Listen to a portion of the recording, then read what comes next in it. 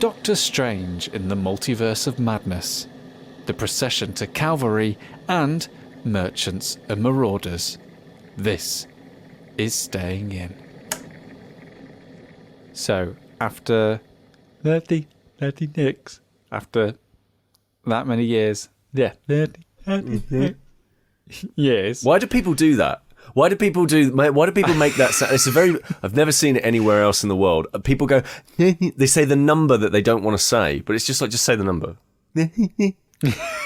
Yeah. Or they're trying to say something that they know is offensive. Offensive, massively offensive. Yeah, there's that as well, yeah. Like, I'm going to say it, but I want you to know that I know it's offensive, but I'm still going to say it. Look, I know I'm going to be racist now, okay? I know it. All right? But I'm going to say it in a weird way to call extra emphasis to it. I know this is racist. Yeah. I know this is offensive, and I'm continuing to do it.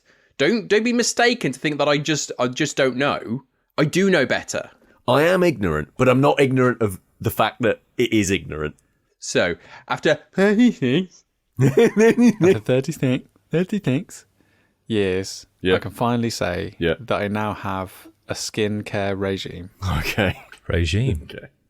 Okay. I mean, you've always had a skincare regime. Well, to some degree. Right? How much of that involved care is another question. Yeah, what's changed about said skincare regime? I've always had pretty bad skin, especially face. Okay. Do I make that sound? Yeah. Face. Yeah, face. That's not an offensive term, Sam. You have a face. I know, yeah. Yeah. I do have a face. So face, armpits, Yeah. other areas. bad. Red zones. bad skin. Red zones, bad skin. Hair, right, really bad. Okay. And I've always, struggled to keep it under control. And you probably wouldn't have noticed it overtly, but I'm always very much aware of it, especially when I'm playing a board games and I look down, it looks like we're just eating flapjack, and I just have to generally brush away bits of... Okay, I've just put two and two together as to what you've meant there. Okay, yeah, that's and so I've struggled with it for ages and tried all different kinds of tinctures and tonics and anything that is brightly lit up in the supermarket and says, this is going to fix your face. And always tried it. Nothing's ever worked. But my wife, she uses a particular brand of skincare stuff. It's stuff called Tropic. I don't know if you've heard of it. Yeah. It was set up by someone who won The Apprentice years and years ago, or was a contestant on The Apprentice or whatever. What, that lad who runs Amstrad? The lad who runs Amstrad, yeah. Alan Michael Sugar. And so she got in touch with her brand ambassador. And the brand ambassador got in touch with me and she's like, right, I'm going to put you together a borrow bag. And immediately I felt out of my depth. What's a borrow bag, Sam? This sounds great. I want one of these. So a borrow bag is effectively the first one's free. Oh, no. Right. So a borrow bag is a bag of products that are not new. They've been kind of used and passed around. Maybe they have sometimes they have little tropic parties and they try different things and spend lots and lots of money. Mm-hmm. And I suspect it's demo products from that kind of stuff.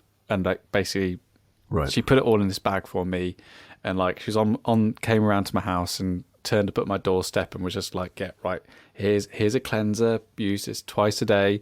Here's a balm, put this on. Here's some different things that come in really, really tiny jars and are portioned out by pipette. And basically gave it to me in this little bag and gave me a little regime to follow. And it's been incredible. I have just absolutely, for the first time in my life, got like confidence back in like Nice. my face and my skin, That's and extraordinary. like feeling really good, and like having a really good like regime to follow. I mean, it takes me ages to go to bed now, which is really frustrating because I just want to go to bed. I've brushed my teeth, and now I've got to cleanse, and I've got to balm, and I've got to put on one of these things that's literally called an elixir. And in the morning, I've got to cleanse, I've got to moisturize, then use a product called, and I'm gonna. And I can already hear Pete's eyes rolling in the back of his skull before I name this product. Rainforest Dew. Yes. Is that a spray? Do you spray it and then have to slowly walk through it just so it kind of just glistens on your face? No. It's by pipette, so I have to like pipette it. Pipette it on my face. The traditional rainforest. Well, but you know, not to beat around the bush, as it were, but you look radiant. Thanks. You look great, and glowing. Here's the thing, right? Thanks. Here's the thing. I think guys generally. I think Pete's about to get real here. Gather around for a second. I'm on beer number 2. Huddle round. I think guys, we get to play on easy mode most of the time, right? Like we wake up and we look amazing, right? Like we look amazing all the time. We've got nothing to do. Don't have to put on any makeup. Don't have to like brush your hair. Were you going to say something like deodorant? I don't know. I just feel like he's accidentally nearly digging a big hole for himself. Yeah, absolutely. We don't even have to brush our teeth. Clean our hands. Yeah. Wash our body in any way. But like, you know, we get to play on easy mode a whole bunch of the time, and I think if you're taking and we get to be relatively confident about it. We get to go out and go, world, I woke up like this, and I don't give a toss most of the time. But like, if that is what brings that level of confidence back, that's amazing, because like that is properly like, that is the sort of thing that is like game changing, I would say, like for anybody, like being able to just like walk out the door and be like, I feel brilliant about myself, and like maybe I should get into some of this. Is this a secret ad, Sam? This is going to come out, and in the end of it, we're going to hear Sam saying, "This episode was sponsored by."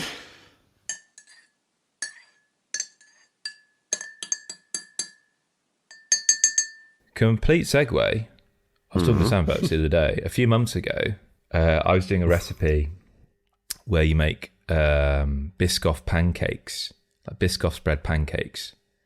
In the recipe was ready Brek. So we made the pancakes really nice, but we were left with this big box of ready Brek. Oh, so I thought, I was going to work the next day. I thought, I'll just start, treat myself, taking massive chunks out of this, make a dent in the ready Brek. Let's do that. Really good, honestly. Yeah, it's so good. It's so good. We've bought more boxes of it. Like no excuse. That's my breakfast every morning. Ready Brek. Now we've come to a difficult part of the history of the podcast, which is quite good considering it's been going 151 episodes, where I'm convinced that Kris has talked about how good his rediscovery of Ready Brek has been on the podcast before, and I can't remember. Over the course of this podcast, has he rediscovered it twice? Look, it's kind of like that theory, isn't it, that different civilizations discover like mathematics and trigonometry like independently of one another, except it's just Kris over and over again rediscovering Ready Brek. Ready Brek, yeah. I swear, I can't remember whether I know you have done, but I can't remember what episode it was and if I cut it out or not. I think you cut it out because I listen to our podcast quite regularly. And it's not come up. And you're waiting for the Ready Brek. No, he's not put the Ready Brek in. He's not put it in. He's cut that bit out. I'll bring it up again. Yeah. No. Maybe I cut it out. Listeners won't know, but every episode Kris brings up Ready Brek. And every episode talks about Ready Brek. Without fail. Yeah. This is the one that we let through. I would quite like to watch Doctor Strange. Okay. Well, you can do this. We're not stopping you. Yeah. Well, thanks, folks. So if we're going to talk about it, which I think we probably should, can we talk in a spoiler-free way? We have to. Yes, of course you can. Is that all right? Absolutely. Can we do that? And we'll just Yeah. blame you for not Yeah. having any spoilers. Okay, fine. So I watched Spider-Man and the other spiders. Is that what it was called? Yeah. Yep. That's exactly what it was called. Spider-Man No Way Home. Spider-Man No Way Home. Yeah, not the animated one. Yeah, otherwise known as Spider-Man and the Other Spiders. Not the Spider. Yeah, exactly. So the latest Spider-Man movie, and I really, really liked it. And I think there were lots of really good bits. One of the really good bits was he gets to Spoilers. hang out early on with Doctor Strange. And Yes. if you've ever seen a Doctor Strange movie, you'll remember that one of the kind of, I guess, key visual things to it is that it likes to play a lot with like non-Euclidean geometry. Well, basically time and space kind of bends around, and that's represented by things like falling into a sky made of the city, for example, or those kinds of Like things. Inception. And there was a really good bit of that in Spider-Man. I won't spoil it. It's really good and really creative and visually interesting. And it reminded me how much I like Doctor Strange as a movie concept. I've not really read any of the comic books. And there is a new one, and I am interested in watching it, but I've kind of fallen a little bit out of the Marvel thing. Like, I'm kind of like, I've not been keeping up with the TV shows. I've only been watching a few of the movies recently. And like, you three have watched it? I went to see it first night it came out. Or the premiere. Does it continue the thing of like the original Doctor Strange, which is like, It's a sequel. It's a sequel. but like in the but I know what you mean. I know what you mean in terms of, you know, and this is the interesting thing, because, you know, Marvel, if you followed any of the recent films or any of the stuff like that, you know that Marvel are currently on this trajectory, on a very, very specific trajectory, where they're slowly but surely, piece by piece, trying to introduce the concept of the multiverse, which is, you know, a well-known scientific idea where there are infinite universes, and each universe there's infinite possibilities of anything could happen. So there's a universe where Pete has naturally green hair. There's a universe where Dan has 10 arms. There's a universe where Kris doesn't like Ready Brek. No, there's not. And why it's taking so long to establish such a thing is that it's going to be a massive part of, you know, the narrative going forward between all of these films. That you know, that something's going to happen with the multiverse. You know, new characters are going to be coming in, but they look like the same old characters, and there's other characters who you don't know, but you kind of may recognize from other things, and suddenly it gets a lot more confusing. Like, if you've ever read a comic book, several times both DC and Marvel have dabbled with the multiverse, and every single time they've done it, they've always had to press a big reset button and pull way back and just go, right, let's stop this because this is getting crazy. the famous one being Crisis on Infinite Earths, that essentially did it first, right, for DC, where they essentially went, it's a bit silly that we've got like 4 Supermans, so maybe we should not spoilers for a 1970s comic book, get rid of a few of them. Yeah. So and you know, it's quite understandable that, you know, and especially more than ever, because conceptually it's bigger as a prospect, and takes a lot more sort of processing to get your head around. Like, Marvel are definitely taking their time with it, because their philosophy has always been, you know, movies for kids, and you shouldn't have to watch 30 movies to understand what's going on in this movie. And what I've always loved about Doctor Strange, getting back to my point, is that he is the kind of the arbiter. He's the kind of conduit throughout what most of this storytelling has been done through, because he has, you know, he's, you know, is a sorcerer. Like, he dabbles and investigates and reads about these kind of mystical ideas and things going on in the universe. And so in Doctor Strange and the Multiverse of Madness, literally through the title, they're going one step further in really trying to explore this idea of the multiverse, what it means, what ramifications it has, and what impact it's going to have on the future of, the Marvel characters that we know and love. And the story's pretty simple. Doctor Strange is doing his thing, and he bumps into this girl called America Chavez, who has a very unique ability of being able to move between multiverses, but she's being chased down by someone. And Doctor Strange goes on a journey to find out who that person who's trying to chase down America Chavez is, because if this person finds America Chavez, then they are going to steal her powers and she will die if she loses her multiversal traversal powers. And that's it. That's all that needs to be really said, because anything else I feel is going into spoiler territory. Absolutely, yeah. I mean, that's primarily what the trailers kind of cover as well. That's the kind of the crux of everything there. So I don't think we've said anything there that's not been covered in any of the trailers. No. I kind of have a bit of mixed feelings about it. I really liked. Of course. I do. I mean, it's nothing like, I don't have mixed feelings in terms of like I did with Eternals, which I thought was real bad. And I still... That's not a mixed feeling. Yeah, that's not. That's a very strong singular feeling. And I watched that for a second time and I felt exactly the same. I really enjoyed the first Doctor Strange. Yeah. I really did.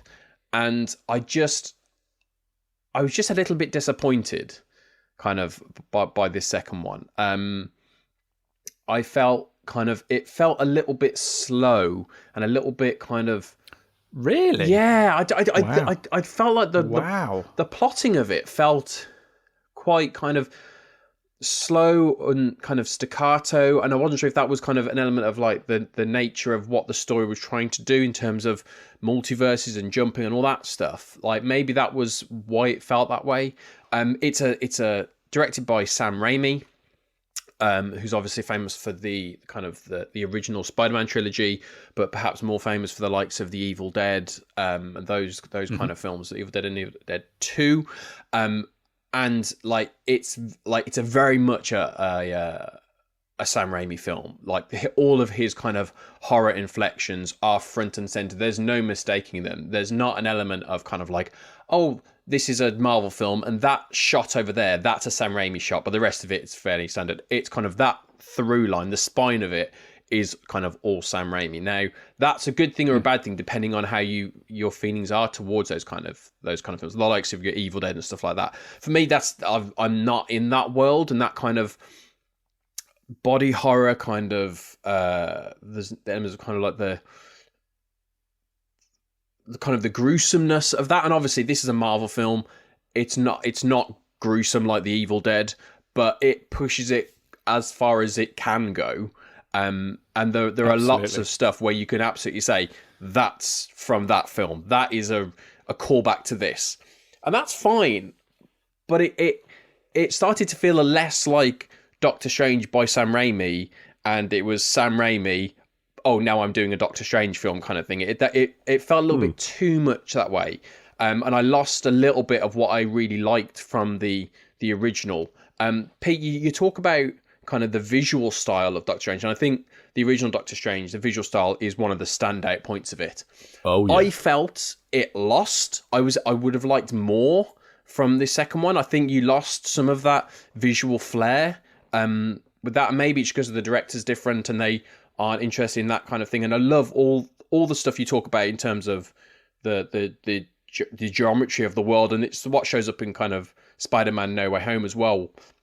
You see some of that again, and there are elements of it in Doctor Strange 2, but just not enough for me. And it didn't feel quite. I think that was one of the reasons I really struggled with it, because it was just everything was just that I was a little bit disappointed with everything. I saw a lot of what was going to happen happening quite early on, and that wasn't because I'd seen trailers and stuff. It was because I know how kind of films work, and I was able to see certain things and be like, okay, that's going to happen, and then we're done. I think I'm making it sound as if I disliked it more than I did. It was a 5 out of 10 for me. It was a fairly standard fare. Dan, do you ever think about the multiverse version of you that kept his pledge to not actually watch any more of the Marvel films after Endgame? Yeah. Well, no, I thought about this. Because you've been largely disappointed since you started carrying on watching the Marvel films. I know. And you're leading me down a road that actually makes it seem like I'm more critical again. Like, I did have the view of like after Endgame, I was kind of done with it. Like after Endgame and like Far From Home, which is that was kind of the bookend of that whole thing. And I was kind of done with it because I was kind of watching every single film, investing in all of them, loved it. And then I thought, well, I need something to talk about on the podcast. So I should probably keep watching these films. I wasn't as kind of invested in always going to the cinema to see them. I always kind of thought I'll continue with the characters that I know. The likes of Doctor Strange and Spider-Man and Guardians and Thor. I'll continue because they're not going to go on for too much longer because contracts run out and all that stuff. It's the new class I wasn't as interested in, the likes of Shang-Chi and Eternals. I wasn't that interested in going into them. And I have to say, having kind of gone back on that somewhat because I'm going to be talking about them, I should really watch them. Like, it's lost a hell of a lot of steam, I think. Other than Spider-Man, none of them have made me go, yes, here we go. Here's the big oomph that I needed. I'm waiting to see the gears start cranking up again, and I'm just not really seeing it. I'm not getting that feeling of, okay, I'm back on, I'm getting excited again. I'm just kind of like, okay, well, maybe the next film will do it. Now I'm thinking, okay, Thor Love and Thunder's coming. Maybe that will be the one. Guardians 3, that's coming. Maybe that will be the one that gets it back on. And I never had that before. I was enjoying the films as they were. As opposed now I'm just a bit cold to them, actually. It's interesting because like I don't think you'll ever get anything like Endgame, and I don't think they should ever strive for that, really, because that's lightning in a bottle. It's a bit like the Matrix Resurrections. They made a conscious decision not to try and out kung fu and out action what they'd done before, because there's just really no point, because it's kind of lightning in the bottle, really. And I'm still trying to process Doctor Strange in the Multiverse of Madness, because Sam and I saw it last night of date of recording, and it was this roller coaster for me. And trying to describe and find the language to review a roller coaster, it seems almost like it's almost like it is mad, this film. And in the same way that when you watch Thor Ragnarok, you go, yeah, this is Taika Waititi. This is their stamp. This is very much a Sam Raimi film, as you say, Dan. And I found it quite refreshing to have those brushstrokes of a director so clearly defined. This wasn't a director stepping up and trying to emulate what Scott Derrickson did, even though, Derrickson's an executive producer of this, in the same way that Waititi wasn't interested in terms of what the previous directors of Thor had done. This is very much a Raimi film, and it's our first ever Marvel horror film. So for me, that's the way in which they're going forwards. Okay, it's about experimenting with different genres or subgenres. Yeah. I'm all for that. Now, the trade-off with that is obviously there's more chance of me coming across a Marvel property that I'm not going to enjoy as much, because all of them up until this have just been known as comic book movies. And to have something that in this case is a horror comic book movie, and there's genuine jump scares in this, genuine. And I can't remember the last time I had that really in a Marvel film. And I don't like them. It's bonkers. It is a bonkers film. And I can't quite process it. It's quite telling that the title is a riff off The Mountains of Madness, for example. And I think the plotting of it, and a lot of people have kind of dismissed its script, and Gary Waldron's script, as being a little bit simplistic and just exposition, which, I kind of agree to an extent. Although what gives me solace was this was the lead writer, I believe, of Loki, which was a series I really, really enjoyed. But it is very much a Sam Raimi film. So for any of you who've watched Raimi, that interesting juxtaposition of scary and goofy is a very much a Raimi trademark, where you cannot be completely horrified because he'll just do something strange with the camera that would just make you go, oh, okay, Sam, a snap like close up or like focusing on like an eye. And there's a sequence, Pete, where you've got talking about what a character's doing, and there's that character in the middle doing their thing, and then the two characters in the present scene who are listening to this are overlaid left and right, and this wonderful it was like a 90s music video. And I think there's no way Derrickson would have really done that. There's no way any other director would have tried and done that. There's a sequence where, almost like Looney Tunes style, it does a fade to black, which is like I can't remember the technical term for it, but essentially it transitions to black around a little circle, so everything fades and then it's just left. Like you're looking for at a mouse hole. I haven't seen that on, it's like in the same way that you see those wonderful star wipes in Star Wars, the transitions, they get away with that.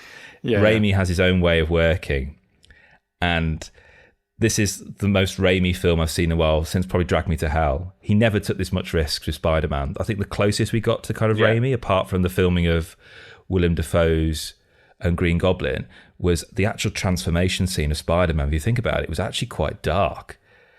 He's in his room, lightning flashing outside, a flash on his face and it's a skull, cuts away, then you see spiders crawling up his DNA, like miniature spiders crawling up his DNA. You got a little bit of a taste of Raimi there. Well, you had the whole the Dr. Octopus in the surgery room scene, which was straight out of like his horror films, and purposefully done. It almost feels out of place because it was so Raimi, that one, compared to the rest of the film, whereas the rest of it was perhaps just had inflections. That was like full on kind of almost comic horror. That kind of the extreme looks, the lighting, all that stuff was very, very extreme. It's just so Raimi. And I just want to talk about performances. Elizabeth Olsen deserves all the plaudits she gets for everything she does. She's phenomenal. Incredible. I really, really like, and I've not seen her in anything before this. I think this is like her second main role. But Xochitl Gomez, who plays America Chavez, she's great. She's electrifying. And I kind of want to see more of her. She's brilliant. And everyone's really on point in this, I should say. But I mean, I didn't go into this thinking this was going to be what a lot of people on the internet were kind of touting this as, was the major game changer for Phase 4. Like everything, doors will be opening. I think foolishly, that's what I thought. Well, maybe not foolishly, Dan. That's what that was in the zeitgeist of the internet, really. And I think that's the issue with Marvel films, is that there's this expectation, and they've made a rod for their own back, obviously. And there is an issue, obviously, the usual Marvel forte, where they have to kind of crowbar an exposition to link into other characters and other series and other films, which kind of goes back on what I said beforehand. If you think about when we first reviewed WandaVision back on, I don't know what episode of the pod, I was talking about the fact that Kevin Feige said that you don't need to watch any of the Disney Plus series. It won't matter if you miss out on those, because that's not true. Well, they clearly don't have much faith in that, because in Doctor Strange, there's a lot of exposition for other, DC Plus series, which I think was a point you were alluding to, Dan. It does, in some respects, get in the way, but it goes at quite a pace. This film does, for me. Yeah, I'm surprised that you said it was so sluggish. That I was just waiting for a moment just to sit down and catch my breath, because it just went and went and went and went and went. We barely turned to each other, Sam. There was one moment where I turned to you, and we all know what that moment is, apart from Pete. But other than that, I couldn't tell when acts were ending. Usually you can go, okay, we're getting to Act 3 now. Okay, yeah. Like even in the Batman, the Batman had 2 Act 3s. But like even in some films you go, okay, we're about to get to the finale now. Cool, don't even need to look at my watch. Okay, I know roughly where we are now. Doctor Strange and the Multiverse of Madness, I'll just call it Doctor Strange in Mom, just keeps going. This propulsive kind of pace. Never stopped. I really liked it, and I really enjoyed it, and I'm a big apologist for the first one, because I feel like even though Doctor Strange isn't my favourite character, I find it very, very difficult to find anything to feel sorry for him about, or empathise with him. It had some of the most incredible and most inventive scenes in a Marvel movie, and I think that the same is said for Multiverse of Madness. Maybe not as visually inventive, but structurally and narratively inventive. I think that the story has a little bit of an issue where I definitely think that they've gone and done pickups after they changed the order of when films were going to be released. So this is meant to be before Spider-Man, and then it's released afterwards. So there's definitely some scenes at the start that they've had to refilm to make up for that, which is where, again, I think like it starts to dip a little bit, but it very quickly picks up, and it just goes and goes and goes and doesn't stop. And I think that for me, the biggest fault of this film is that it's not Doctor Strange's story, and in really like I felt that there's another character involved with this story that if they'd focused on them and almost tried to make you see the world from their perspective, because they're the main sort of horrific pull, like they're essentially like the monster, they're Leatherface, they're, you know, whatsoever, they're, you know, Jaws. Jason, they're Freddy, Jaws, like they're the main propulsion of terror and fear. And I think that there was an opportunity there to let them lead the film, and also let us as an audience try and come to terms with like them as a character actually going from a known quantity to this like horrific being. And there was moments when that was kind of played with and like investigated and talked about, but it was never really leaned upon because it was Doctor Strange's film. And then it's like, well, we've got to go back to Doctor Strange and the fact that like he's got unrequited love, and you know he let Thanos get the time stone and all that kind of stuff, blah blah blah blah blah. But it was like he's not the most interesting character in this movie to me. Like I'm more interested in this other character and what they're going through. And there's some incredible moments, and like I think the filmmaking is incredibly on point, and it feels like it's lifted straight out of the 90s. Like I was shocked in horror in 1 second, and then the next second just some goofiness, just giggling with laughter. And I think like that was quite refreshing as an experience. But I love it. And talking about that Marvel train and the fact it keeps going, keep it going, because if there's one thing that keeps us talking about something and keeps us engaged in something and debating about it, brilliant. And if there's something that means that, you know, once a month me and Kris can get together, go for a nice meal, and again go and watch a movie together, then, you know, bring it on. We're going on holiday, the four of us, soon. Are we? We are. Oh, well, I hope so. None of you paid me yet, so it'll just be me on my own in the hot tub. I thought it was your treat. No, I'll do that this weekend, Sam. Sorry. And Sam, you know, we were chatting yesterday, and I was saying, well, what are you going to bring for this weekend? Because when was the last time the four of us actually were in the same room, physically, virtually with each other? Oh, I want to say episode 100, but even that feels like it was so long ago. No, I think it was more recent than that, I think. If I look on my phone, I'll see. You look. There's always photos of us together. Because I wanted to use this opportunity to throw my hat in the ring for something I'm thinking of bringing down. Okay. For two reasons. One, because I think it'd be a nice thing for us to play. And secondly, because it's got a nice little journey, because I wanted to kind of bring Merchants and Marauders, which is the game that Sam convinced me to buy from the Bring and Buy sale in Harrogate at the Aircon a few months ago. And Pete, you and I were supposed to play this game, but then both of us separately got COVID. Yeah, that was fun, wasn't it? Lol. So we couldn't play that, unfortunately. But I did manage to sit down with Sam and play this.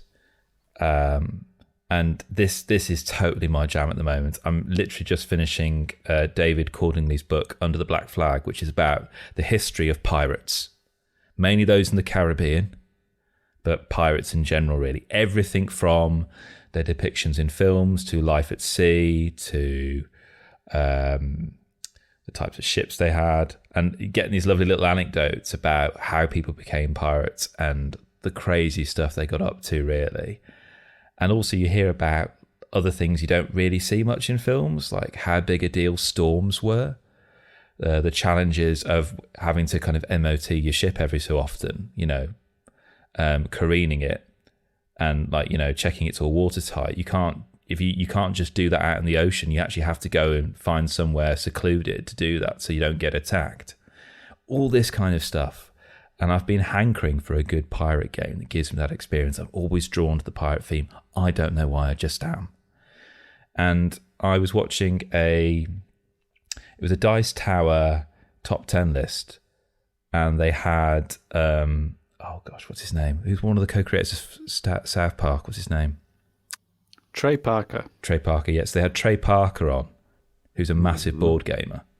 And he's really into thematic games. And he mentioned Merchants and Marauders. It's like a really good one. If you're into your pirates, I thought, oh, great, yeah, I'll make a mental note of that. So anyway, I bought this game. I've played it a few times, and it does exactly what it says on the tin. First things first, it's a sandbox game. So when I say sandbox, essentially, you start off with your pirate ship, and you go, should I just go over there? Where I can go wherever I want, essentially, on this map of the Caribbean. And this game is about 12 years old now. It's designed by Casper Argard, Christian Markusson, with art by Ben Nelson, and Kris Quilliams. Try saying that 3 times. Kris Quilliams. There we go. Done. There we go. Oh, hang on, he's just appeared in the room. Run away! 2 to 4 players. We are 4 players. Perfect. Perfect. Yeah, 1, 2, 3, 4. So well done. It's great. So you start off with, you pick your captain, and then you look at what their special ability is. So everyone gets a slightly little ability, and then you secretly choose what your first ship is going to be, and you have a choice. Am I going to go for a sloop or a flute? And this is where the game gets its title from, because you have to decide in that kind Sloop of and flutes. Yeah, that was the B-side, where you kind of decide: am I going to be a merchant? Therefore, I'm going to go for a flute. So it's got a bigger cargo hold, but it's not as it doesn't maneuver as well. Or do I go for a sloop, where it's all about being zooming across the Caribbean as quick as you can, picking fights left, right, and centre, and then trying to avoid the Navy. So you've got your ship, and you've got your little player board, and you can track the health of your ship. You have the hull integrity, the masts and all that stuff, your cargo holds, how much cannon you've got. And you just travel across the Caribbean, seeking glory. And the first person to 10 glory points wins the game. Brilliant. And you get 3 action points per round. You move, you can scout. You think, I'm going to scout here, I'm going to attack a ship here. And then it's just dice chucking and things. Or I'm going to go to a port, and I'm going to sell some goods, because I know they really need spices on this part of the Caribbean. And as luck would have it, I've got some spices in my hold, and I can get some money here. Superb. Or I'm going to buy goods here. Or I'm going to visit a shipyard because I've got so much cash now, I can pimp up my ship and make it bigger. Or I'm going to acquire rumour, because that's how I can also get a glory point. Oh, there's rumour of a treasure over here. Oh, I'm going to go over there and have a look for it. Great. Bye. Or I can claim a mission. Or I can stash my gold. And this is what I love. Every player gets their own little miniature chest. And you can just, when you go home, you can stash some gold away. And you do it secretly, because every 10 gold you've got, that's 1 glory point. And you don't know. Somebody could get to 6 glory points and go, cool, I've just won the game. And they'll open up their treasure and you think, oh my word, when did you stockpile all of that? And you may be thinking, well, it's me and Sam, the whole Caribbean. What's the player interaction like here? Is that much of a challenge, or are you and Sam just going on a jolly? Well, I imagine you're in costume, firstly. Indeed. I really love it. I think any other theme wouldn't be interested. It probably wouldn't make sense, actually, if any other theme, thinking about it. But I really, really like this game. It's really, really lovely. And I think it will be perfect for our holiday if it's raining outside. Yeah, it is nice and gentle. It'll be interesting to play it with more players when the board is a bit congested and people are playing like different roles. It was very simple for me and you just to basically be like traders on the ocean, and basically the game was a bit like a trading game where we were just buying goods, moving them and selling them and tracking down like rumours and stuff. And the more I could express the piratical part of me, the more I enjoyed the game. So, for example, like Kris hinted at rumours. Like, I really loved the rumours thing because it was very much like you've gone to a bar in a port somewhere and someone's said a whisper of someone like, I've heard that the Spanish princess is getting married. And if you go to this port this day, you're in for a bounty or like a payday. And you get to the port and it's a bit of a shame that you just roll a dice and if you succeed or fail, that tells you if the rumour's, true or not. But there's always a nice thing where Kris, and I could tell he was getting slightly annoyed at this, when he'd be like, what's the rumour? What's the rumour? What's the rumour? And I'd be like, none of your business. I was just keeping all these rumours to myself. So Sam goes into his cosmic encounter mode. Yeah. Talking of games I'm bringing Cosmic Encounter. Of course you bloody well are, definitely. It's a classic. Because I tell you why, Dan, and because of this, you can't refuse not to play it, and you can't refuse to play it, because that is the last game that we all played together, and indeed that is the last time we were all together on the 22nd of February 2020. And so I think that kind of role-playing, which this sandbox sort of allows, is where this game really comes to life. And I think with two players just being like traders and doing like the odd sort of bounty and getting involved with little scraps kind of works. But I think it'll really come to life when there's 4 players and there's people who are really, like doing proper trading and like protecting trade routes from pirates and like taking down pirate ships, or pirates who actually have like big trading boats to aim for and actually attack and try and take down, which is kind of what we didn't have in our game. So like, even though for us, Kris, I think it was a nice, jolly, sort of relaxing sort of little sailing around the Caribbean adventure, I think with more players, I'm predicting now that it's not going to be that relaxing, like chilled out affair. I think there's going to be quite a lot of instances where we may be, why did you attack me? Like, leave me alone. And like Pete, you're like the battles themselves are proper like miniatures games, rolling, like we're rolling for armor, we're rolling for damage. All right. It's not just rolling dice and who gets the bigger numbers. There's some cronch.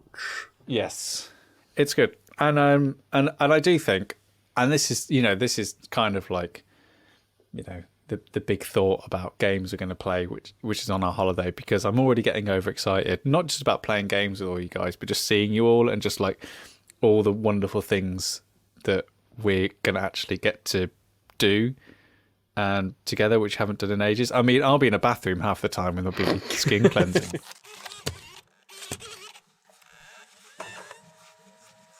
As a question, do we all get to bring one game and play one game, no questions asked? I was just thinking this. I mean, this is dangerous to accept, mainly because of a smile that is currently crossing Pete's face. a smile which is Joker-esque. I mean, I quite like this idea because A, I always bring too much and it never gets played. B, I generally have a game which I really, really, really want to play. I don't know. Part of me really wants to say yes. I think it'd be a good idea because I think often when we get together, Sam sees it as an opportunity to just play all the games he hasn't been able to play yet, and like we're in like a locked room, like you can't get away. I'm playing these games. So if that stops Sam doing that, well, okay, good. Then we're agreed. That's what's definitely happening. Oh, look at him! He's looking off screen. He's got his eye on it. We have reached an accord. Oh God, he's going to bring Scythe, isn't he? Oh God, No, if you think you're getting away with Scythe. He's bringing like Battletech or something. Yeah, he's going to be like that. What was the one he got from the Christmas present? The like, there we go, Advanced Squad Leader. Oh gosh, I love that box cover. Remember, Pete, we've only got like 36 hours together. Yeah, you can the weather could be pants. Yeah, you can squeeze ASL into 36 hours easy. And remember, the aim is to kind of for us to enjoy ourselves as well. Oh, well. Connect 4 it is. We'll each enjoy ourselves individually with our own game, but not when playing anyone else's. Yeah, exactly. See, they made FIFA 22 a PS Plus game. They did. It's almost like Sony have a brand new PlayStation Plus model, on the horizon, and getting in new subscribers now would be pretty beneficial. Pretty good. I'm on the fence about that new PlayStation Plus model. I think it's a joke. I think that like Dan, I've got PlayStation Plus like basically stacked on stacked until about 2024, maybe 2025. So I think that what I'm going to do is I'm going to upgrade for a year, which I think is about like 32 quid to the next tier, which is like PlayStation Extreme or PlayStation Rivals or something like that. And just see, because there's bound to be enough like PlayStation 4/PlayStation 5 games on that surface that will mean I'll get my money's worth for a year. I mean, me and Sam have already talked about the fact of like Returnal is a game that we actually are both quite interested in, and that would be that would be part of it. So you think when you start to factor in how many, for the cost it's going to take, how many games would I need that I actually want to play for it to kind of make its money back? So Returnal kind of would cost a lot of money to buy, but if it's part of that, then actually like, you know what, if I could get Returnal and maybe one other game, maybe one or two other games, that would kind of cover the financial impact of doing it, and then obviously anything just extra, for a year, anything extra would be great. Yeah, but like we live in a world of Xbox like Ultimate, which is unbelievable value. Oh yeah, absolutely. Right, like, and like, yeah, I get it. Like, if we look over in we're scared of the internet Nintendo corner, like, this is a much better deal. Like, this is a really, really good deal for a year's worth of stuff, right? Like, but like you go and look at the Xbox stuff and it is just night and day. Like, they are just spending money to acquire players. Like, and fair enough. I mean, they've got that office money to spend on it, but like, I don't know, like some of the stuff that's like, one of those tiers was like, oh, you get PlayStation Now and it does X, Y, and Z, and like, but it was a lot of money for a year. But that's all the PS3 games, isn't it, and stuff. I'm like, that's, you know what, I've got too many games to play anyway. I can't be going that far back. I don't know. I find it very. I think that the offering that they have is, it doesn't go far enough to do the Xbox thing, which is like, obviously the dream, right? Like, oh, do you want brand new games? It's obviously like, you'd be losing so much money, like the amount of money that goes in. But because of that, you get so many people coming in that it almost breaks even, kind of thing. You have to kind of, I'm sure there's some smart business model somewhere where they're like, in 5 years we will be breaking even on whatever.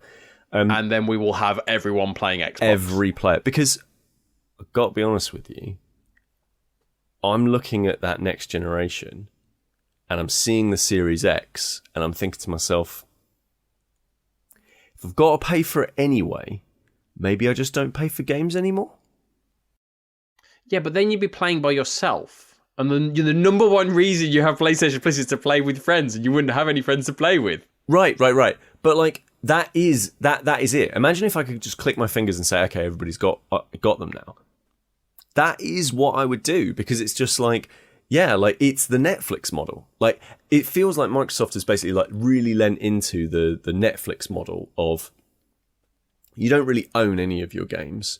You just pay an ongoing subscription and we'll just keep giving you really great content, and the content will be king.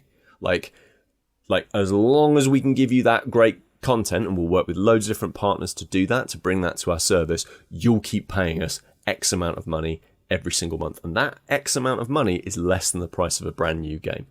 And you probably buy maybe one game every month, maybe every couple of months, that kind of thing. Like, that is incredible value. Whereas the PlayStation one is like, hey, do you remember Mafia on the PS3? Do you fancy giving that a spin again? And that's the thing. That's why I look at it from a financial perspective of, okay, it's going to cost me X amount of money. How many games do I actually want as a result of this? If the number of games that I want outweighs the cost, then I'm interested. If it doesn't, and that's the thing, at the moment, they've only really released like a handful of games, which Returnal was part of. And I was like, okay, I'm interested in playing that.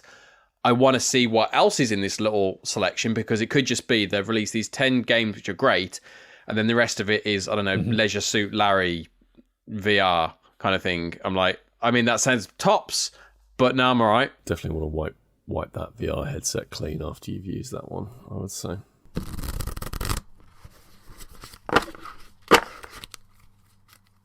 You can get a physical copy now of a game called Procession to Calvary. You can import it from Asia if you like. You can burn a load of fuel to get it sent across the ocean. And it's about 3 hours long, folks. And it will cost you about 30 quid to import it. So I didn't do that. I bought the digital copy instead. And let me tell you... Oh, I really wanted to play this game. Oh, Kris.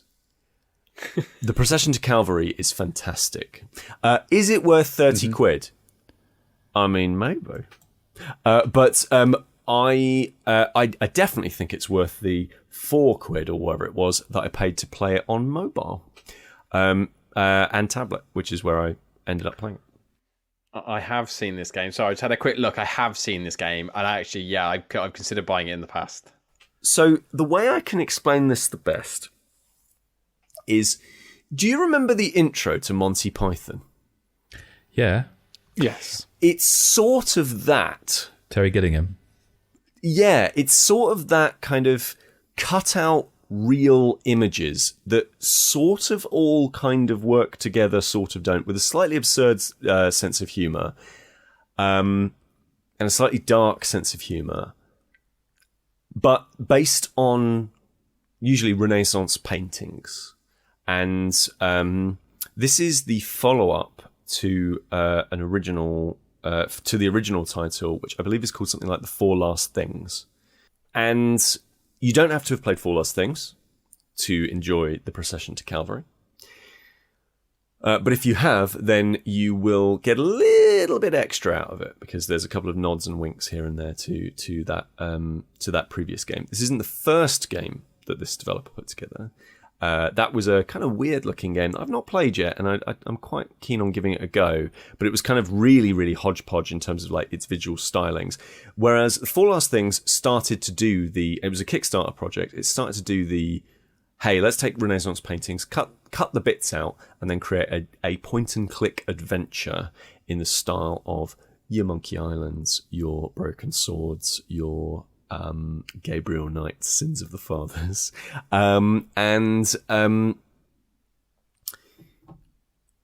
I say, it's only a few hours long, which I think is fun enough. I think probably the perfect length for an adventure game.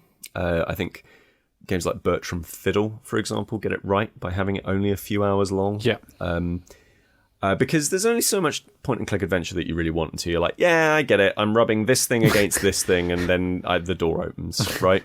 Like that's what a huge part of it is. But this one it stars a main character who is somewhat bloodthirsty, and there's been a big war, and they've returned from that war, and now they're not allowed to kill anyone. But they've been given an adventure. They've been given a mission, and they have to go and complete this mission.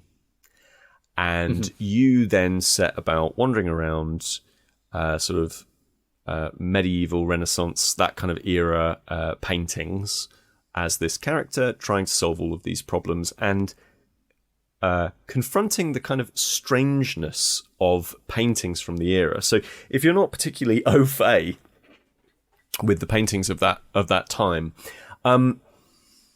they're weird. They're like really, really weird.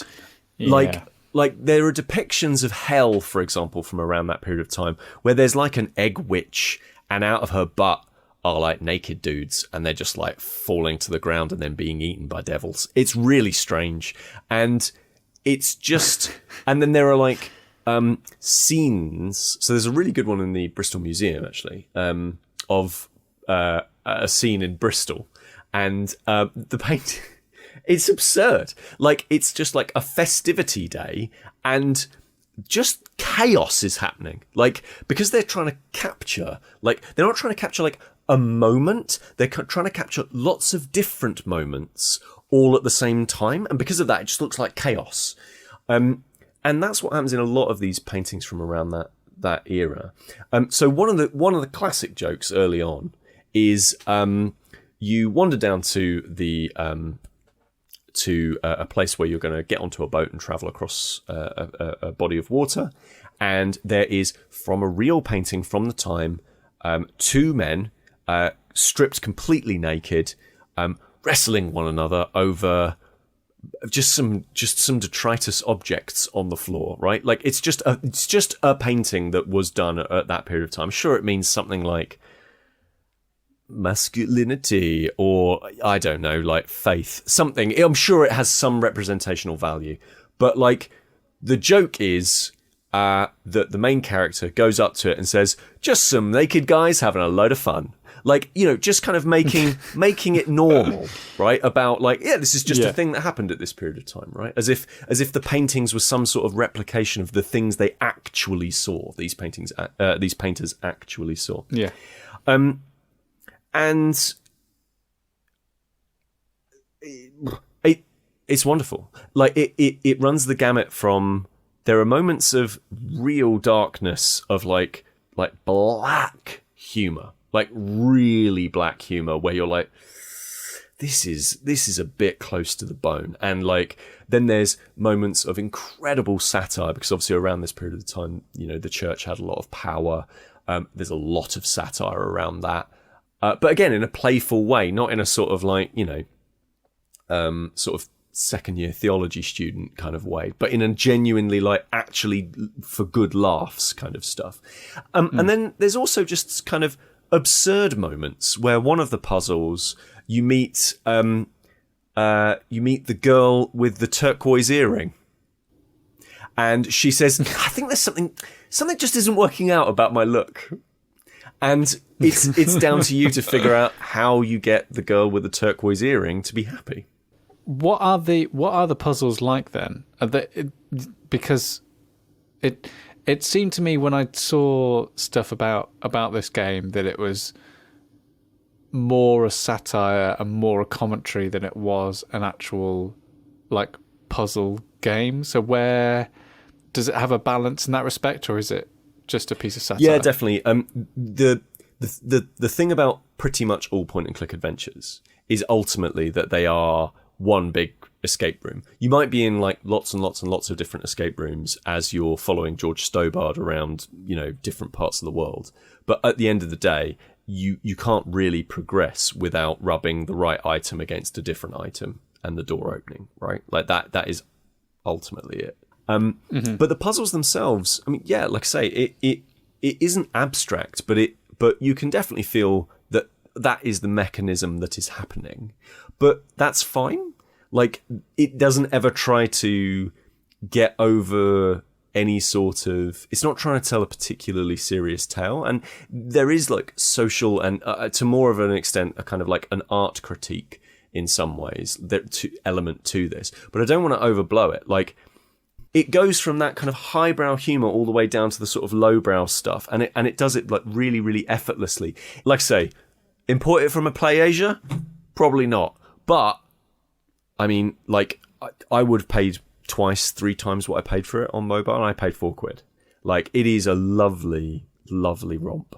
Yeah, that was an episode of the Staying In podcast with myself, Sam Turner, Peter Whittington, Daniel Frost, and Kris Darby. Thank you very much for listening to this episode that you've just heard. We really do appreciate having you around. Just a quick couple of messages. You may have heard these before. If not, please just stay and listen, because we really want to continue this relationship after the show is finished. And to do that, all you need to do is go to Instagram, Twitter, Facebook, and you can just search for @StayingInPod. If you don't want to use any of those specific websites, then you can just get in touch with us via other means. Send us an email, stayinginpod@gmail.com. You can go to stayinginpodcast thir-hi-si.com to see more ways of reaching out and getting in touch with us if you would like to. We'd like to hear what you have to say. Is there something that we should be playing, watching, seeing, listening, experiencing that we've yet to mention so far on all 151 episodes of this show? Let us know. Tell us about it. Or has there been something that you've checked out because we loved it too? That'd be lovely to hear that we're spreading some good through the world. Any other messages? What have we got? Oh yeah, we've got a Spotify playlist. Details of how to get to that are in the show notes of this particular episode. We've also got curated pages on Board Game Geek and Steam, so if there's any video games or board games that you may be interested in, you can get some more information on our curated pages there. And I think that's it. That's all the messages that I've got. Just, probably just end on saying another great thank you for spending your time listening to us and listening to this show. If you feel inclined, then share the fact that you listen to it with a friend, a family maker, a colleague, someone that you know, because, we really appreciate that too. Anyway, till next time, we'll see you soon. Bye-bye.